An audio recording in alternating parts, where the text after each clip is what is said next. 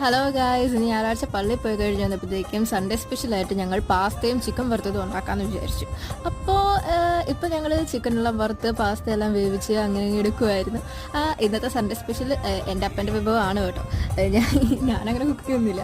ഇത് എൻ്റെ അപ്പൻ നല്ല സ്പെഷ്യലായിട്ട് പാസ്തയും ഫുഡൊക്കെ ഉണ്ടാക്കുന്നുണ്ട്. ഇപ്പം പാസ്തയിൽ പഞ്ഞ ഒഴിച്ച് കുരുമുളക് പൊടി ഇട്ട് മിക്സ് ചെയ്ത് പാസ്തയുടെ കൂടെ കുറച്ച് ടേസ്റ്റിന് വേണ്ടി ഞങ്ങൾ ഉരുളക്കിഴങ്ങൊക്കെ അരിഞ്ഞിട്ടായിരുന്നു.